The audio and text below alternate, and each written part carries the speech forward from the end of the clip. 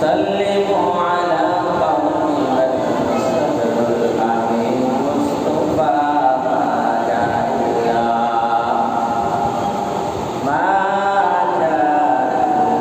رحمة للعالمين سيد القومين ختم المرسلين آخر مدبور وفر الأولين رب اشرح لي صدري ويسر لي أمري واحلل عقدة من لساني يفقهوا قولي ربي زدني علما ربي زدني علما كونك مختار خدعت بنايا كونك مختار خدعت بنايا أمتك نجمبان خدعت بنايا أمتك نجمبان خدعت بنايا jaga dilagane ehi dunia neri hai ehi ibarat kita kata masa neri hai মরণ থেকে যতই পালাও মরণ তোমায় লইবে যদিও সুদূর আকাশ পানে লুকাশ তাই লাগিয়েছে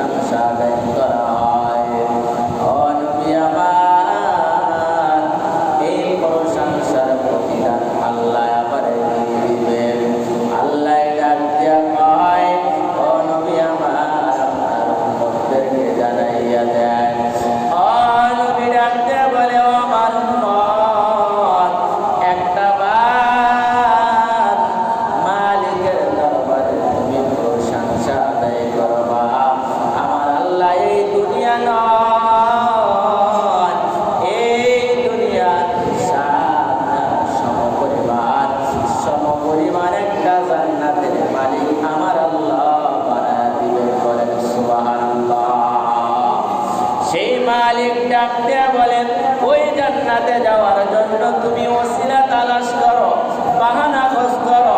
কেমন বাহানা তুমি খোঁজ করবা? আল্লাহ জানায় দেন, ইয়া আইয়ুহাল্লাযীনা আমানু বতাবু ইলাইহিল ওয়াসিলা। বান্দারে, তুমি তোমার জীবনটা সাজাও, নেক আমল দিয়া সাজাইবা জান্নাতে যাওয়ার জন্য। আমি মালিকের ওই প্রশংসার পাত্র হওয়ার জন্য নিজে বাহানা তালাশ করো। কেমন বাহানা? আমি আল্লাহ তোমাকে যেহেতু দুর্বল ভাবে বানাইলাম, আমি আল্লাহ জানায়া দিলাম খুলিকাল ইনসানু দাঈফা। আমি আল্লাহ জানায়া দিলাম, বান্দা বান্দিরে একটা মনের কানটা লাগায়া শোনো। আমার আল্লাহ পবিত্র কোরআনে জানাইয়া দিলেন, যেই কোরআনটাই আমার আল্লাহ নাযিল করার পর জানাইয়া দিলেন, যালিকাল কিতাব, এটা এমন একটা কিতাব আমি আল্লাহ নাযিল করেছি, লা রাইবা ফীহি, সেই কিতাবের ভিতরে কোনো ভুল নাই। এই কিতাবটা আমি কেন দিলাম জানো? এরপরে আল্লাহ জানায়, হুদাল লিন্নাস, শুধু মুসলমানের জন্য নয়, শুধু বাংলাদেশের জন্য নয়, শুধু আরবের জন্য নয়, শুধু মক্কা মদিনার জন্য নয়। আমার আল্লাহ জানায় দেয়, যত ইনসান, যতগুলা মানুষ আমি আল্লাহ পৃথিবীতে তৈয়ার করেছি, আমি আল্লাহ যতগুলা মানুষ পৃথিবীতে প্রেরণ করেছি, সকলের জন্য এই কিতাবটা হেদায়েতের কিতাব। সুবহানাল্লাহ। এটা এমন একটা কিতাব আমি আল্লাহ তোমাদের জন্য দিলাম, হুদাল লিন্নাস। আল্লাহ বলেন, যতগুলা মানুষ, শুধু মুসলমানের জন্য নয়, যত মানুষ আমি আল্লাহ দুনিয়াতে পাঠাইলাম, সমস্ত মানুষের জন্য বড় হেদায়েত। এই কোরআনে আমি আল্লাহ জানা দিলাম, ইয়া আইয়ুহাল্লাযীনা আমানু তাউ ইলাইহিল ওয়াসিলা। বান্দা, যেহেতু আমি আল্লাহ তোমারে দুর্বল ভাবে বানাইলাম, তুমি যেহেতু দুর্বল, তোমার আমলটাও বড় দুর্বল, তোমার আমল দিয়া তুমি জান্নাতে যেতে পারবা না, তোমার বাহাদুরি দিয়াও জান্নাতে যেতে পারবা না, তোমার সম্পদ দিয়াও জান্নাতে যেতে পারবা না। আমি আল্লাহর কাছে তোমার আমলটা কবুল হতে হবে যদি তুমি এমন বাহানা তালাশ করো। আমি আল্লাহ তোমার বাহানাটা, তোমার ওই ওসিলাটা আমার মালিকের দরবারে যদি কবুল হয়ে যায়, আমি আল্লাহ তোমার জীবনটা পরিবর্তন করিয়া আমি আল্লাহ তোমাকে ওই জান্নাতের মালিক বানায় দিব। সুবহানাল্লাহ। কেমন বাহানা! বিশরে হাফি রাহমাতুল্লাহি আলাইহি, যিনি একজন বড় মদখোর ছিল, সে তার জীবনটাই ছিল মদের পেশা, তার জীবনটাই ছিল মদের নেশা। সে এমন কোন সময় নাই, এমন কোন দিন নাই আল্লাহর এই বান্দা একটা মুহূর্ত মদ না খায়া থাকতে পারে না, সেটার ব্যাপারে মায়ার নবী হাদিসের ভিতরে বলেছেন, তোমরা যতই গুনাহ করো না কেন, একটা বার চিন্তা করো, একটা বার স্মরণ রাখবা, এই মদ এটা কিন্তু বড় ভয়ানক, এটা কিন্তু বড় খারাপ। এটা যদি তুমি পান করো, তোমার সকল গুনাহের মূল এখান থেকেই কিন্তু শুরু হয়ে যাবে। বাজার রে, এটা আপনার আমার কোনো কথা নাই। যেই নবীর আদর্শ দেখিয়া, যেই নবীর মুখের ভাষা শুনিয়া, যেই নবীর আচরণ দেখিয়া হাজার হাজার নাফরমানরা, হাজার হাজার বেঈমানরা মুসলমান হয়ে গেছে কালিমা পড়িয়া, সেই নবীর জবানের কথা। এজন্য এই বিশ্বে হাবি এমন কোন সময় নাই, একটা সময়ও তার মদ পান করা ছাড়া কাটে না। এই বান্দা মদ পান করিয়া বাড়ির দিকে রওনা হয়েছে, তার মাথার ভেতরে কোনো হুঁশ নাই। এমন সময় আল্লাহ কোরআনের বিসমিল্লাহির রহমানির রহিম এমন একটা বিসমিল্লাহ কাগজের ভিতরে লেখা, এমন একটা কাগজ জমি পড়ে আছে। ওই মালিকের বান্দা এই কাগজটা দেখার পর কেমন জানি তার ব্রেনের ভিতরে, জেহেনের ভিতরে একটা ধাক্কা দিছে। মনে হয় এই কাগজের ভিতরে এত সুন্দর একটা লেখা, এই লেখাটা সুন্দরভাবে উঠাইলেন। এটার ভিতরে যত প্রকারের কাদা ময়লা ছিল সুন্দরভাবে বান্দা পরিষ্কার করেছে। এটা পরিষ্কার করিয়া মদ পান করিয়া ওই কাগজের টুকরাটা নেওয়ার পর বাড়িতে যাইয়া সুন্দরভাবে উঁচা জায়গার উপরে রেখে দিয়েছে। দেওয়ার পর বান্দা মায়া গিয়েছে। আমার আল্লাহ ঘুমের ভিতরে তাকে কেমন পরিবর্তন করে দিয়েছে। এখন আমার আল্লাহ ডাক দেয়া কয়, আমি আল্লাহর একটা নাম, আমি আল্লাহর কোরআনের একটা সূরার আয়াত, একটা সূরার শুরু বিসমিল্লাহ।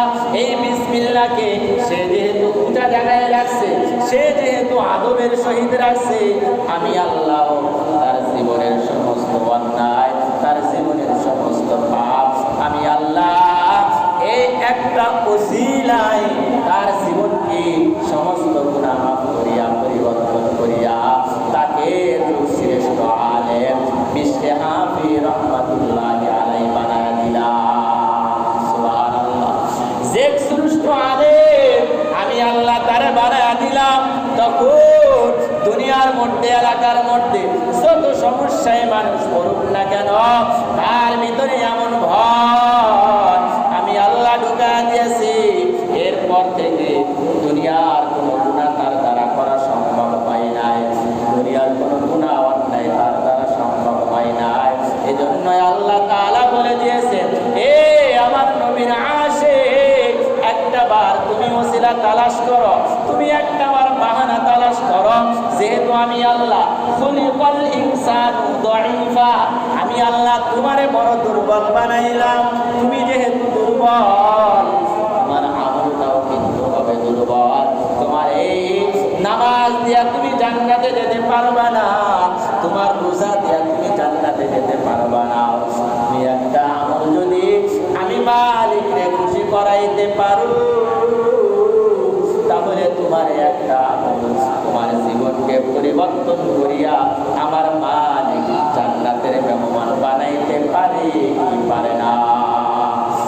আমার আল্লাহ যারা রব্বুল আলামিন ডাক দেয়া বলে, তোমার ভিতরে একটা ওসিলাই যদি আমি পাই, আমি আল্লাহ তোমার এই ওসিলার মাধ্যমে আমি জান্নাতের মালিক বানায়া দিব। নবী রাসূলুল্লাহ সাল্লাল্লাহু আলাইহি ওয়াসাল্লাম মৃত্যুরাত মুহূর্তে বড় অসুস্থ হয়ে গেছে, মৃত্যুরাত মুহূর্তে বড় শরীর খারাপ। মায়ার নবী ডাক দেয়া বলেন, রাসূলের চাচাতো ভাই ফজল ইবনে আব্বাসকে ডাক দেয়া বলেন, ও ফজল, একটা বার আমারে ওই মদিনার মসজিদের সামনে নিয়ে চলো, মদিনার মসজিদের নববীর সামনে নিয়ে চলো।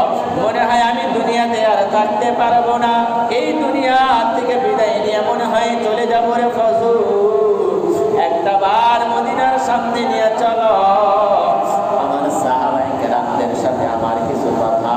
তখন ফজল ওই সময় রাসূলকে সাথে নিয়ে মদিনায় নববী মসজিদের সামনে তখন রাসূলকে নিয়ে গেলেন। সাহাবায়ে কেরামদেরকে খবর পাঠাইলেন, ও সাহাবায়ে কেরাম, রাসূল তোমাদের সাথে কিছু কথা বলতে চান। সমস্ত সাহাবায়ে কেরামরা রাসূলের কথা শুনিয়া কেউ আর একটা সময় মুহূর্তের জন্য থাকতে পারে নাই, সকলেই পাগলের মতো ছুটিয়া চলে আসে। আমার রাসূল আমাদেরকে স্মরণ করেছে, একটা সময় আমরা আর থাকবো না, দুনিয়ার কোনো কাজ আমাদের কাছে আর বড় হতে পারে না, সব কিছু থেকে আমার আল্লাহ বড়, আমার আল্লাহর পরে আমার তুমি বড়, আমি দুনিয়ার কোনো কাজ আমার হতে পারে না। সাহাবায়ে কেরামরা যখন আসছে রাসূলুল্লাহকে দাঁড় করায় দিলেন। ফজল ইবনে আব্বাস বলেন, ও সাহাবায়ে কেরামের দল, আমার মায়ার নবী তোমাদেরকে কিছু কথা বলতে চাই। বলে, ও নবী আমার, কি কথা বলবে? আমরা তো সকলে তৈয়ার হয়ে গেলাম। রাসূল তখন ডাকতে বলে, সাহাবায়ে কেরাম, মনে হয় দুনিয়াতে আমি আর বেশি দিন থাকবো না,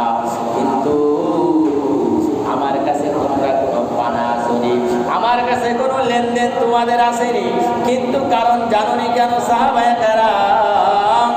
এই মাখলুকাতের বান্দার হক বড় হক, যদি দুনিয়া থেকে এটা মীমাংসা না করে যেতে পারি, আমার আল্লাহ বলে দিলেন বান্দার হক বান্দার থেকে তুমি মীমাংসা করে আসো, আমি আল্লাহ তোমার বান্দার হক কিন্তু কোনোদিনই ক্ষমা করতে পারবো না। তোমার জবানের দ্বারা তোমার এক ভাই কষ্ট পেয়েছে, তুমি মৃত্যুর আগে আগে তার কাছ থেকে ক্ষমা চেয়ে নাও। তোমার অঙ্গ প্রত্যঙ্গের দ্বারা কষ্ট পায়, তুমি তার কাছ থেকে ক্ষমা চেয়ে নাও, তুমি তার কাছ থেকে ছোট হও। ও সাহাবায়ে কেরাম, আমার কাছে কোনো পাওনা আসুনি, কারণ হাসরের ময়দানে মালিকের দরবারে আমি কোনো ঋণ মাথার ভিতরে নিয়ে উঠতে চাই না। এক সাহাবায়ে কেরাম এক জায়গা থেকে উঠাইয়া দাঁড়ায়া বললেন, ও সাহাবী কেন দাঁড়াইলা? বলে, মায়ার নবী আমার, আমি আপনার কাছে 3টা দিরহাম পাই। কেন সাহাবী স্মরণ করায়া দাও, কেমনে 3টা দিরহাম পাও আমার স্মরণ করায়া দাও। তখন সাহাবায়ে কেরাম ডাক দেয়া বলে, ও নবী আমার, একদিন আপনার সামনে একটা ভিক্ষুক এসেছিল, কিন্তু আপনার কাছে দেওয়ার মতো কোনো কিছুই ছিল না রে সাহাবী। সেদিন ও মায়ার নবী, আপনি আমার কাছ থেকে 3টা দিরহাম দিয়া ওই ভিক্ষুককে দিয়েছিলেন, আর বলেছিলেন, ও সাহাবী, পরবর্তীতে এক সময় আমার কাছ থেকে 3টা দিরহাম নিয়ে নিবা। কিন্তু আমি সাহাবী আপনার কাছে কোনোদিন চাই নাই, আপনার কাছে কোনোদিন স্মরণ করি নাই। যেমনি ভাবে আমাদের মাধ্যমে আমাদের কাছে কত ভিক্ষুকরা আসে, কিন্তু আমরা তো দেই না, বরং কত তাদেরকে নসিহত করি, ওয়াজ করি, বরং বলি তুমি ভিক্ষা করো কেন? তুমি কি কাজ করে খেতে পারো না? আপনার আমার থেকে ওয়াজ বেশি জানতেন নবী, কিন্তু নবী তো বলে দিতে পারতেন, ও সাহাবী, তোমার কাছ থেকে 3টা দিরহামের কোনো দরকার নাই, তুমি কেন ভিক্ষা করতে আসছো? তুমি কি কাজ করে খেতে পারো না? এই কথা রসুলের জবান দিয়ে বের হয় নাই। এই জন্যই রসুল বলে দিয়েছেন, যখন তোমার সামনে কোনো সাইল আসবে, কোনো ভিক্ষুক আসবে, তোমার যদি সামর্থ্য হয় তাকে তুমি কিছু দিয়া দাও, যদি না পারো তাকে তুমি জবানের দ্বারা কোনো কষ্ট দিও না, তোমার কথার দ্বারা কোনো কষ্ট দিও না। ও নবী আমার, 3টা দিরহাম আমি আপনার কাছে এই জন্যই পাই। তখন রসুল ডাক দেয়া বলেন, ফজল, 3টা দিরহাম সাহাবীরে দিয়া দাও। তখন ফজল ইবনে আব্বাস রাদিয়াল্লাহু তাআলা আনহু রসুলের এই 3টা দিরহাম ওই সাহাবীকে দিয়ে দিলেন। তখন সাহাবীরা সকলে চলে যাওয়ার জন্য তৈয়ার। পিছন দিক থেকে মায়ার নবী ডাক দেয়া বললেন, ও মদিনার সাহাবায়ে কেরামের দল, দাঁড়াও দাঁড়াও, তোমাদের সাথে আরো কিছু কথা আমার বাকি আছে। ও সাহাবায়ে কেরাম, আমার জবানের দ্বারা কেউ কি কোনোদিন কষ্ট পেয়েছো? আমার হাতের দ্বারা কোনোদিন কোন সাহাবায়ে কেরাম কষ্ট পেয়েছো? কারণ আমি আল্লাহ তাআলা, আমি মুহাম্মদকে দুনিয়ায় পাঠাইছেন রহমত। আমি আল্লাহ দুনিয়ার শুধুমাত্র মুসলমানের জন্যই নয়, বরং সমস্ত বেদিনদের জন্য আল্লাহ রহমত পাঠাইলেন। ও সাহাবায়ে কেরামের দল, তোমরা কি আমার হাতের দ্বারা, আমার ব্যবহারের দ্বারা, আমার জবানের কথার দ্বারা কেউ কি কোনোদিন কষ্ট পেয়েছো? বলো, কোনো কথা নাই। সাহাবায়ে কেরামদের ভিতরে কোনো কথা নাই। এক কানিন থেকে এক সাহাবায়ে কেরাম দাঁড়া গেলেন। ও সাহাবায়ে কেরাম, কেন তুমি দাঁড়া গিয়েছো? সাহাবায়ে কেরাম ডাক দেয়া বলেন, নবী আমার, আপনি একদিন যুদ্ধের ময়দানে আপনার হাতের ভিতরে তরবারি ছিল, এই তরবারিটা আপনি ঘুরাইতেছিলেন কাফেরদের সাথে যুদ্ধ করার জন্য। ও নবী আমার, আমি আপনার পাশে দাঁড়ানো অবস্থায় ছিলাম, ওই তরবারির চাবুকের একটা বাড়ি আমার পিঠের ভিতরে লেগেছিল, এইটা কানা আপনার কাছে আছে। তখন বলে, সাহাবী কি বলতে চাও? বলে, ও নবী আমার, এই তরবারির বাড়িটা যেহেতু আপনার হাতের দ্বারা আমার বুকের ভিতরে লাগছে, আমিও আপনার বুকের ভিতরে একটা চাবুকের আঘাত করতে চাই। এই কথা বলার দ্বারা তখন রহমাতুল্লিল আলামিন ডাক দেয়া বলে, ও সাহাবী, কোনো সমস্যা নাই, সেই তরবারিটা এখনো আমার ফাতেমার ঘরে ঝুলানো আছে। ফজল যাও যাও, আমার কলিজার টুকরা ফাতেমার ঘর থেকে ওই চাবুকটা নিয়ে আসো, আনিয়া সাহাবার হাতে দাও। তখন আবু বকর সিদ্দিক দাঁড়ায় গেছে। ও সাহাবায়ে কেরাম, তোমার জবান দিয়া তুমি কি কথা বললা? আমি আবু বকরকে তো তুমি ভালোভাবে চিনো, যে আবু বকরকে মায়ার নবী 6 মাস আগে বলেছিল, ও আবু বকর, মনে হয় এই মক্কা থেকে মদিনায় হিজরত করা লাগতে পারে। আমি আবু বকর রাসূলের মায়ায় 6টা মাস কোনদিন আরামের বিছানায় পিঠটা লাগায়া ঘুমাইতে পারি নাই। আমি প্রতিটা মুহূর্তে রাসূলের জন্য অপেক্ষা করেছি। যদি আমি আবু বকর ঘুমায়া যাই, আমার নবী দুয়ারের সামনে আসিয়া ডাক দিবে, আবু বকর ঘুমায় গেছুনি? আমি ঘুম থেকে ডাকতে ডাকতে না জানি কাফের বেদিনটা আমার নবীকে কষ্ট দেয়। নবীর এই চিন্তা করি আমি আবু বকর 6টা মাস এই চিন্তা করিয়া ঘুমাইতে পারি নাই। ও সাহাবী, তুমি এমন কি কথা বলছো? আমি আবু বকর নবীর জন্য ঘুমাইতে পারি না, যেই নবীর শরীরে একটা মশা মাছি পর্যন্ত বসা হারাম করে দিয়েছে আমার আল্লাহ, ওই রাসূলের শরীর মুবারকের মধ্যে কেমনে তুমি চাবুকের আঘাতটা মারতে চাও? ও সাহাবী, তোমার কতগুলা মারার দরকার? আমি আবু বকরের পিঠটা তোমার জন্য দিয়ে দিলাম, আমি আবু বকরের শরীরটা তোমার জন্য দিয়ে দিলাম, মারো, কিন্তু একটা নখের আসর আমি আবু বকর বেঁচে থাকতে আমার নবীর শরীরে মারতে দিব না। তখন আবু বকর বসে গেলেন। তখন এক পাশ দিয়া ওমর দাঁড়ায় গেছে। ও সাহাবী, এতক্ষণ তো তুমি আবু বকরের কথা শুনলা, আমি ওমরকে তো তুমি ভালোভাবে চিনো। যে ওমর ইসলাম গ্রহণ করার আগে যেই তরবারি প্যাকেটের ভিতর থেকে খুলে আছি, এই তরবারি দিয়া কাফেরদের কল্লায় আমি উড়াইয়া দিব। এখন আমি ওমর যেই রাস্তা দিয়া যায়, শয়তান পর্যন্ত সেই রাস্তা দিয়ে আসতে সাহস পায় না। আমি আবু বকর মুহাম্মাদের কল্লা নেওয়ার জন্য গিয়েছিলাম, কল্লার পরিবর্তে আমি ওমর মুহাম্মাদের কাছ থেকে কালিমা নিয়ে আসছি, আর মুহাম্মদ নবীর সাথে ওয়াদা করে আসছি, নবী আমার আজকে থেকে এই ইসলামের দাওয়াত আর গোপনে হবে না, আজকে থেকে ইসলামের দাওয়াত প্রকাশ্যভাবে হবে। নবী আমার, আপনার কোনো ভয় নাই। আমি ওমর যে কল্লার পরিবর্তে কালিমা গ্রহণ করলাম, ইসলাম গ্রহণ করলাম, আজকে থেকে আর কোনো সমস্যা হবে না। আমি ওমরকে তুই চিনো সাহাবী, তোমার যত মারার দরকার আমি ওমরের পিঠের ভিতরে তুমি আঘাত করো, একটা নখের টোকাও পর্যন্ত আমার নবীর পিঠে তুমি দিতে পারবা না। এটাই হলো সাহাবায়ে কেরামদের নবীর জন্য বড় মহব্বত। তখন মায়ার নবী ডাক দেয়া বলে, ও আবু বকর, ও ওমর, ও ওসমান আলী, তোমরা একটু শান্ত হও, কারণ আজকে দুনিয়ার ময়দানে একজনের প্রতিশোধ আরেকজন তোমরা দেওয়ার জন্য তৈয়ার হয়ে যাইতেছো।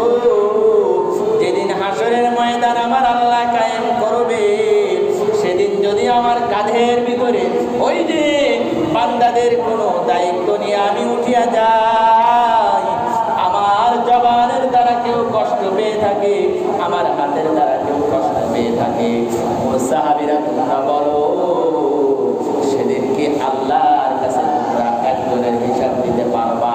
সেদিন আমার হিসাব আমাকেই দিতে হবে। এজন্যই তোমরা শান্ত হও, তোমরা শান্ত হয়ে বসো, আমার হিসাব সাহাবীর সাথে আমার মীমাংসা করতে দাও। ও ফজল যাও, ফাতেমার ঘরের ভিতরে ওই চাবুকটা আছে, যে চাবুকের বাড়ি আমার সাহাবীর শরীরে লাগছে, যাও এই সাহাবী যাও, তুমি তৈয়ার হয়ে যাও আমি মুহাম্মাদের শরীর থেকে প্রতিবাদ গ্রহণ করার জন্য। ফজল ইবনে আব্বাস ফাতেমা রাদিয়াল্লাহু তাআলা আনহার ঘরে যাইয়া যখন চাবুকটা নিলেন, ফাতেমা ডাক দেয়া বলে, ও ফজল, বাবার শরীরটা তো বড় খারাপ, বাবা তো এখন বড় যুদ্ধের ময়দানে যাবে না। ও ফজল, তুমি চাবুকটা নিয়ে কোথায় যাও? ও ফজল, এই চাবুকটা কোথায় নিয়ে যাইবা? আমার বাবার শরীরটা বড় খারাপ, বাহিরে তো কোথাও যাবে না। বলে ফাতেমা, না না, আপনার বাবা কোথাও যুদ্ধের জন্য যাবে না, ঠিকই বলেছেন, কিন্তু এক সাহাবী রাসূল যুদ্ধের ময়দানে এই চাবুকটা ঘোরানোর সময় এক সাহাবীর পিঠে আঘাত লেগেছিল, আজকে প্রতিশোধ গ্রহণ করার জন্য সাহাবী বলেছে, এজন্যই নবী আমার বলেছেন এই চাবুকটা নিয়ে যাওয়ার জন্য। ফাতেমা ঘরের ভিতর থেকে দৌড়াইয়া বাইরে চলে আসছে। হাসান হুসাইন কোথায়? সাহাবী কোন সাহাবী জানি, তোমার নানার শরীরে চাবুকের আঘাত করবে, যাও যাও, তোমার নানার শরীরে একটা আঘাত যেন না লাগে। ও হাসান হুসাইন যাও। ফাতেমা দৌড়াইয়া যায়, বলে, ও সাহাবায়ে কারাম, তোমরা কারা আমার বাবার শরীরে আঘাত করতে চাও? আমি ফাতেমার শরীরটা দিয়া দিলাম, হাসান হুসাইনের শরীরটা দিয়া দিলাম, তোমাদের যতক্ষণ মন চায় তোমরা এই চাবুকের আঘাতটা মারো। ওই নবী আবারও বললেন, তোমরা শান্ত হও, আমার বান্দার হক আমাকেই দিতে দাও, তোমরা এত সুন্দরভাবে কথা বলবা না, আমার বান্দার সাথে সাহাবীর সাথে মীমাংসা করতে দাও। তখন রাসূল তরবারিটা নিয়া, ওই চাবুকটা নিয়া সাহাবীর ডাক দিছে, আসো এই চাবুকটা তুমি গ্রহণ করো, আমার শরীরের ভিতরে আঘাত করতে থাকো। তখন সাহাবী ডাক দেয়া বলে, নবীজি, আমি এমন ভাবে আপনার শরীর মুবারকে মারতে পারি না, এমন ভাবে আমি সাহাবী আঘাত করতে পারি না গো নবী আমার। বলে, সাহাবী কেমন ভাবে তুমি আঘাত করতে চাও? বলে, ও নবী আমার, আপনি যখন এই তরবারিটা ঘুরাইতেছিলেন, এই তরবারির আঘাতটা আমার শরীরে লাগছিল, তখন আমার শরীরের ভিতরে কোনো কাপড় ছিল না। ও নবী আমার, আপনার শরীর মুবারকে আমি আঘাত করতে চাই, কিন্তু আপনার শরীর মুবারকে কোনো কাপড় থাকতে পারবে না গো নবী আমার। ও সাহাবায়ে কেরামরা একদম ধরে ধরে কান্না শুরু করে দিয়েছে। ও সাহাবী, তুমি কেমন কথা বলতেছো? একটাবার চিন্তা করো, সেই নবীর জন্য আমরা সকলে নিজেদের জীবন দেওয়ার জন্য তৈয়ার। আল্লাহ তাআলা একটা মশা মাসি পর্যন্ত নবীর শরীরে মশা হারাম করে দিয়েছিল, আজকে তুমি সেই নবীরে কষ্ট দিতে চাও? একটাবার তুমি চিন্তা করো। তখন বলে, নবী আমার, আপনি যদি আপনার শরীরের এই কাপড়গুলা খুলেন, তাহলে খালি শরীর মুবারকে আমি প্রতিশোধ গ্রহণ করতে পারবো। তখন নবীজি এক এক করিয়া শরীর মুবারকের কাপড়গুলা খুলিয়া দিয়েছে। আল্লাহর পক্ষ থেকে এই সিলমোহরটা শরীর মুবারকে বুকের উপরে লাগাইয়া দেওয়া হয়েছিল, সেই মোহরটা ওই সাহাবী তরবারিটা হাতে নিয়া রাসূলের দিকে সামনে আগাইতেছে আর বলতেছে, সাহাবায়ে কেরামরা সকলে চতুর্দিক থেকে চিৎকারের আওয়াজ, ও সাহাবী, তুমি কার শরীরে আঘাত করার জন্য সামনে অগ্রসর হইতেছো জানোনি? একটাবার চিন্তা করো। তখন সাহাবী তরবারিটা হাতের ভিতরে নিয়া, ওই যে চাবুকটা হাতের ভিতরে নিয়া রাসূলের দিকে আগায়, আর রাসূল শরীরের থেকে সকল কাপড় মুবারক খুলিয়া ফেলছে। যখন রাসূলের কাছাকাছি চলে আসছে, ওই সাহাবী প্রতিশোধ নেওয়ার জন্য যখন রাসূলের কাছাকাছি চলে আসলেন, তখন সাহাবীর হাত থেকে তরবারিটা ফালাইয়া তখন রাসূলকে জড়ায়া ধরিয়া সিল মুবারকের ভিতরে এত জোরে একটা চুমা দিয়েছে, আর রাসূলের জড়া ধরে কাঁদতেছে আর বলতেছে, ও নবী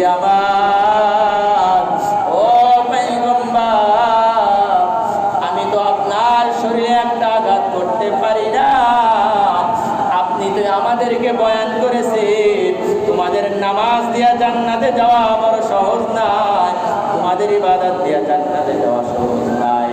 তোমরা আল্লাহ কোরআনে বলে দিয়েছেন, ইয়া আইয়ুহাল্লাযীনা আমানু তাবু ইলাইহিল ওয়াসিলা, তোমরা ওসিলা তালাশ করো, বাহানা খোঁজ করো। আমি আল্লাহ তোমাদেরকে খলিকাল ইনসান দাঈফা, আমি তোমাদেরকে বড় দুর্বল বানাইলাম, তোমাদের আমল বড় দুর্বল, তোমাদের এই দুর্বল আমল দিয়া জান্নাতে যেতে পারবা না। এজন্যই তোমরা ওসিলা তালাশ করো, বাহানা খোঁজ করো। ও নবী আমার, আমি তো জান্নাতে যাওয়ার জন্য কোনো পুঁজি আমার নাই, আমি জান্নাতে যাওয়ার মতো কোনো ওসিলা আমার নাই। যেদিন থেকে আমি শুনছি সেদিন থেকে আপনার শরীর মোবারকে একটা চুমা দেওয়ার জন্য আমি অপেক্ষায় ছিলাম, কিন্তু কোনো সুযোগ আমি পাই না। ও সাহাবায়ে কেরাম, তোমরা কেউ মন খারাপ করবা না। আমি রাসূলকে এই চুমাটা কেন দিয়েছি জানুনি?